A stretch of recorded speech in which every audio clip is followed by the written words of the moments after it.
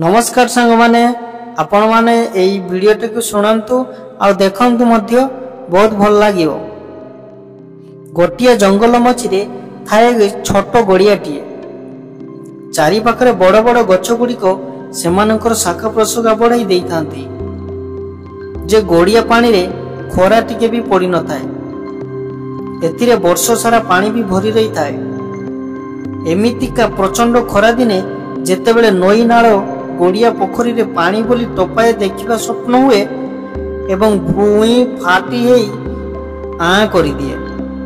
आश्चर्यर कथा से समय रे भी से गड़िया रे पानी भरी रही थाए। तेणु खरा दिन हेले जंगलर सबु पशुंकर एकमात्र साहा भरोसा से गड़ियाटी। सभ्य सेठारे पानी पीवा पई भिड़ जमांती किंतु केही केबे भी पानी को अपरिष्कार करंती नाही।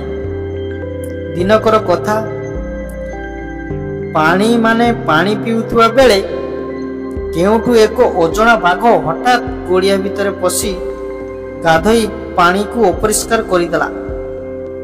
समस्तंकर बारण सत्ते से काहारी कथा न सुनी गाधेबार लागिथाए। ओलटा समस्तंकु तागिद करी कहिला, चुपचाप पानी पी एठारु चली जाओ, नचेत गोटिए गोटिए करी समस्त को मारी देवी। भयरे केही किछि न कही चली गले। एही परी प्रतिदिन चलिला। वनर प्राणी माने पानी पीवा पई बहुत हैरान हरकत हेले। तेणु केही केही जंगल छाड़ी अन्यत्र चली गले। मने कले एसबु कथा बिलुआ को आद्य भल लागिला नहीं।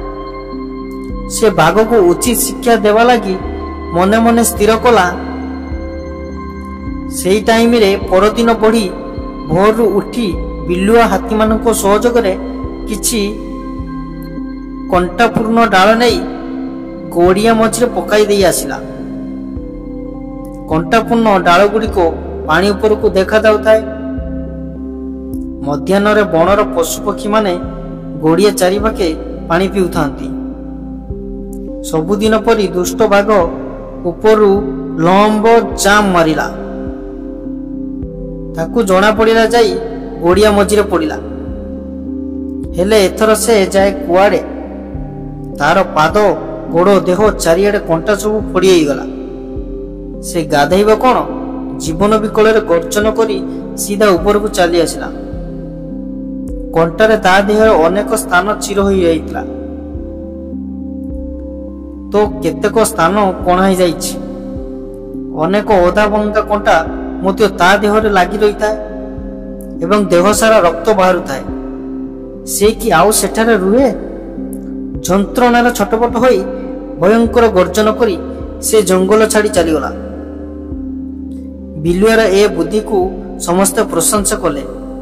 समस्ते एवं दुष्ट बाघ उचित दंड पाइबारु बहुत खुशी मध्य हेले।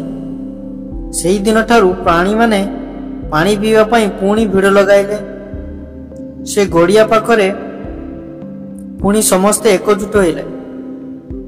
आ आपण मानकु ए गपटी जदि भल लागुताय लाइक शेयर सब्सक्राइब करंतु।